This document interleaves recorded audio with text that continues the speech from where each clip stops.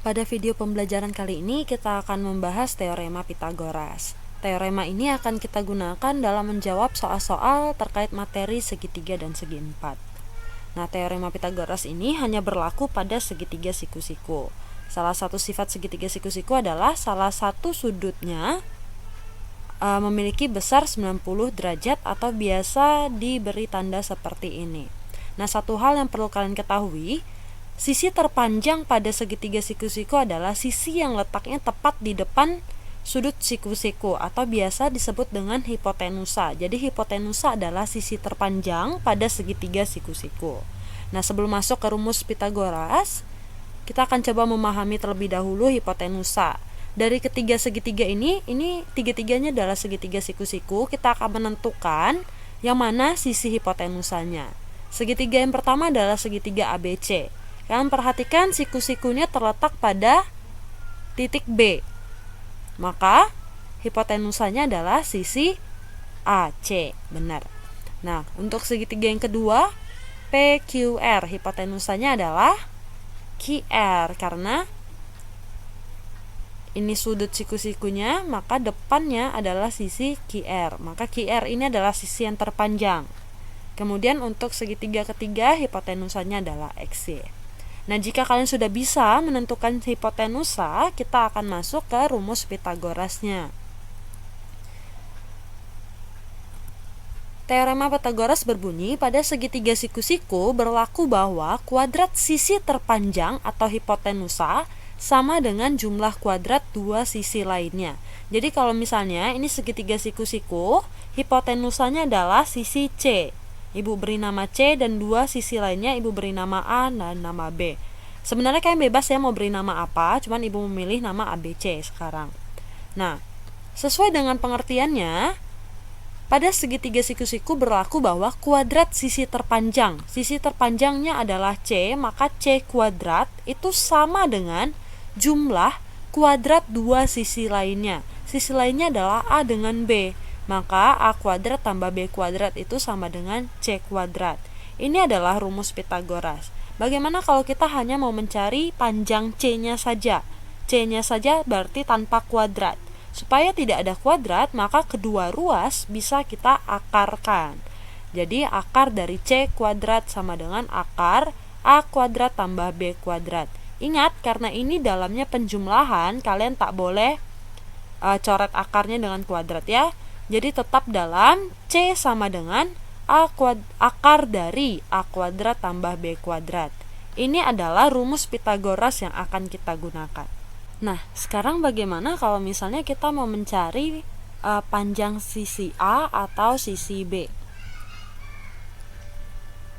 Kita masih menggunakan rumus Pitagoras yang sama.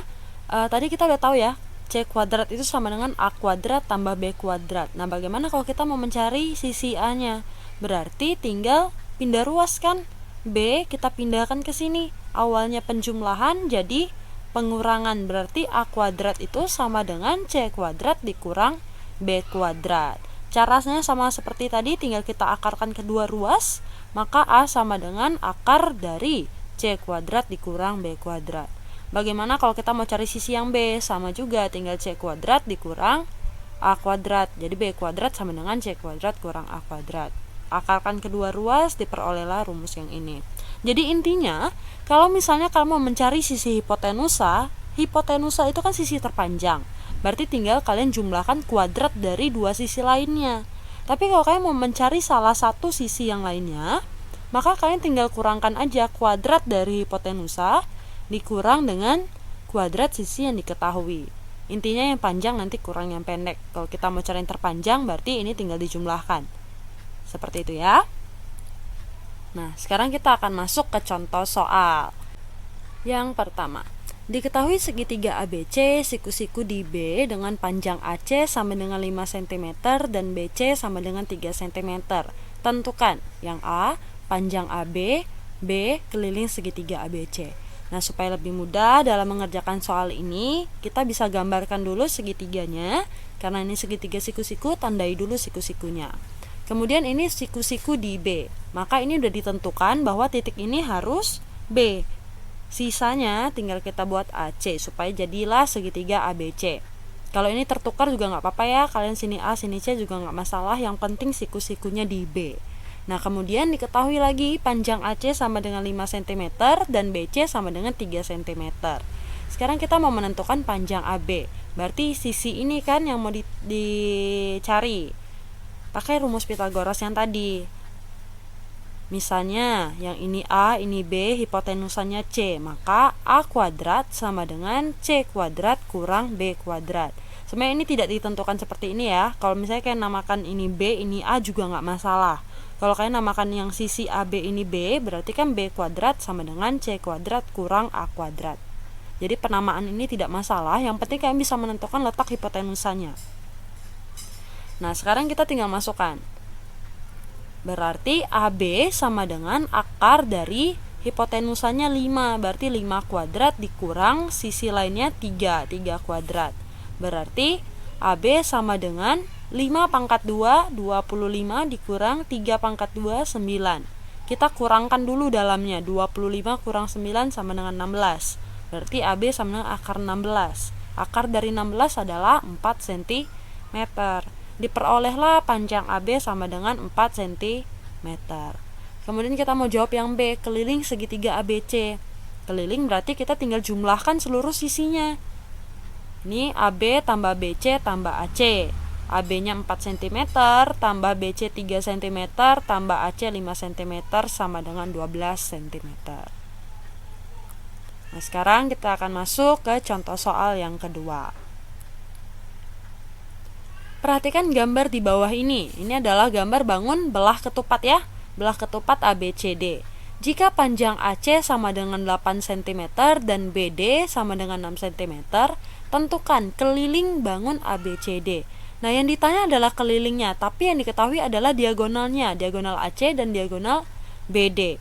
Padahal kalau kita mau cari keliling, itu berarti kita tambahkan seluruh sisinya, bukan diagonalnya.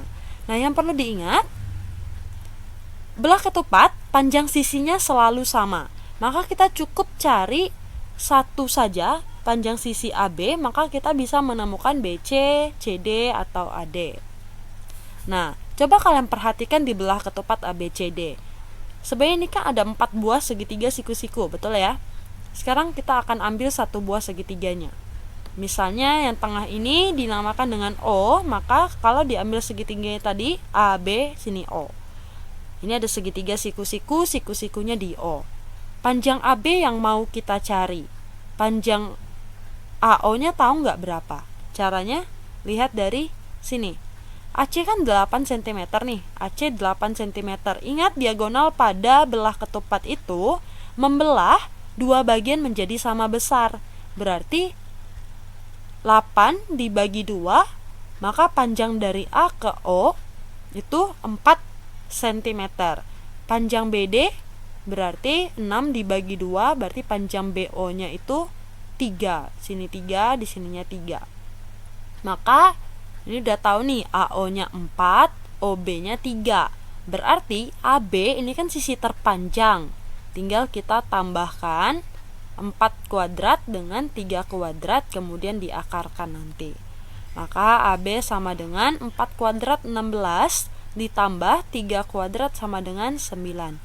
16 tambah 9, 25. AB sama dengan akar 25. Hasilnya 5 cm. Nah, udah dapat nih panjang AB-nya 5 cm, berarti BC juga 5 cm, CD 5 cm, AD juga 5 cm. Maka kelilingnya sama dengan 4 kali sisi atau 4 kali 5. Jadi kelilingnya sama dengan 20 cm.